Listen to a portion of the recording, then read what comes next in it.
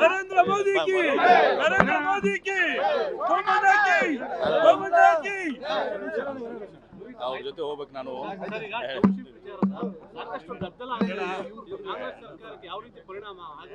ಇದು ಕಾಂಗ್ರೆಸ್ ಸರ್ಕಾರಕ್ಕೆ ಇದರಿಂದ ಯಾವುದು ಪರಿಣಾಮ ಅಂತ ಪ್ರಶ್ನೆ ಬರೋದಲ್ಲ. ಮೂಲಭೂತವಾಗಿ ಯಾಕೆ ನನ್ನ KDBಯಲ್ಲೂ ಕೂಡ ಇದು ಬಿಡದಿ ಟೌನ್ಶಿಪ್ ಇತ್ತು, ನಾವು ಅಲ್ಲಿ ಒಂದು ಇಂಡಸ್ಟ್ರಿಯಲ್ ಇದನ್ನು ಕೂಡ ಮಾಡಿದ್ದೇವೆ. ಇದನ್ನು ಪ್ರಾರಂಭ ಮಾಡಿದಂಥವ್ರು 2006ರಲ್ಲಿ ಬೇರೆ ಯಾರೂ ಅಲ್ಲ, HD ಕುಮಾರಸ್ವಾಮಿ ಅವರು. 2006ರಿಂದ 2026ವರೆಗೆ 20 ವರ್ಷಕ್ಕೆ ಕಳೆದಿದ್ದಾವೆ. ಅವರು 2 ಬಾರಿ ಮುಖ್ಯಮಂತ್ರಿ ಆಗಿದ್ದರು. ಬರೇ ಅದು ಬೋರ್ಡ್ನಲ್ಲಿ ನೋಟಿಫಿಕೇಷನ್ ಆಗಿರುವಂಥದ್ದು, ಇನ್ನೂ ಲ್ಯಾಂಡ್ ಎಕ್ವಿಷನ್ ಸ್ಟಾರ್ಟ್ ಆಗಿರಲಿಲ್ಲ.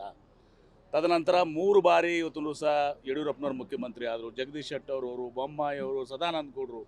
20 ವರ್ಷ ನೀವು ಅದನ್ನು ಯಾಕೆ ಕೈ ಬಿಡಲಿಲ್ಲ? ನೀವು ಅದನ್ನು ಆ ನೋಟಿಫಿಕೇಷನ್ ಕ್ಯಾನ್ಸಲ್ ಮಾಡ್ಬೋದಾಗಿತ್ತಲ್ಲ. ಇದು ರಾಜಕೀಯ. DK ಶಿವಕುಮಾರ್ ಅವರು ಮುಖ್ಯಮಂತ್ರಿ ಆದಮೇಲೆ ಸ್ವಲ್ಪ JDS ಕುಮಾರಸ್ವಾಮಿ ಅವರಿಗೆ ಸ್ವಲ್ಪ ತೊಂದರೆ ಆಗ್ತಾ ಇದೆ. ಆ ಒಂದು ರಾಜಕೀಯ ಇಲ್ಲಿ ತರ್ತಾ ಇದ್ದಾರೆ ಅಷ್ಟೇ. ನ್ಯಾಚುರಲ್ ನಾಳಿದ್ನಲ್ಲ, ಕೇಳಿಬಿಡಿ ಅವರಿಗೆ. 2006ನಾಗ ಇದನ್ನು ಬಿಡದಿ ಟೌನ್ಶಿಪ್ ಪ್ರಾರಂಭ ಮಾಡಿದ್ದು ಯಾರು? ಇದು none other than HD Kumaraswamy. ಯಾರು ಕೈ ಬಿಟ್ಟಿಲ್ಲಲ್ಲ? ಇನ್ನೂ ತನಕ ಕೈ ಬಿಟ್ಟಿದ್ರೆ, ಕೈ ಬಿಟ್ಟಿದ್ರೆ ಪ್ರಶ್ನೆ ಇರ್ತಿತ್ತಾ? 20 ವರ್ಷ ಕುಮಾರಸ್ವಾಮಿ ಅವರು 2 ಬಾರಿ ಮುಖ್ಯಮಂತ್ರಿ ಆದರು. 2006-8, ಈಗ ಮೊನ್ನೆ 18-19.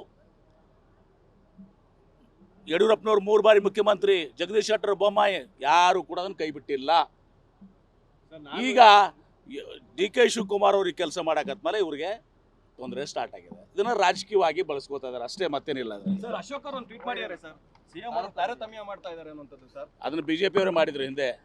ಅವರ ಪಕ್ಷದ MLAಗಳಿಗೆ 50 ಕೋಟಿ ರೂಪಾಯಿ ಫಂಡ್ ಕೊಟ್ಟು, ನಮ್ಮ ಪಕ್ಷದವ್ರಿಗೆ 25 ಕೋಟಿ ಕೊಟ್ಟು, ಎಲ್ಲನೂ ಅವ್ರಿಗೆ ಕಲಿಸಿದಂತೆ ನಾವು ಮಾಡ್ಬೇಕಾಗ್ತದೆ. ಅವಾಗೇನು ಮಾಡ್ತಾ ಇದ್ರಂತೆ ಅಶೋಕ್ ಅವ್ರು? ಅವಾಗೇನು ಮಾಡ್ತಿದ್ರಂತೆ? ಬೊಮ್ಮಾಯಿ ಮುಖ್ಯಮಂತ್ರಿ ಇದ್ದಾಗ ತೆಗೆದು ನೋಡಿ. ನಿಮಗೆ ಕಾಂಗ್ರೆಸ್ ಶಾಸಕರಿಗೆ ಎಷ್ಟು ಕೊಟ್ಟಿದ್ರು, BJP ಶಾಸಕರಿಗೆ ಎಷ್ಟು ಕೊಟ್ಟಿದ್ರು ಗೊತ್ತಾಗುತ್ತೆ ನಿಮಗೆ. ಅವ್ರು ಮಾಡಿದ್ದು ನಾವು ಮಾಡೋದಿಲ್ಲ. ಅದನ್ನು ನಾವು ಮಾಡೋದಿಲ್ಲ, ಕಂಟಿನ್ಯೂ ಮಾಡೋದು. ನಾವು ಒಳ್ಳೇದು ಮಾಡ್ತೀವಿ.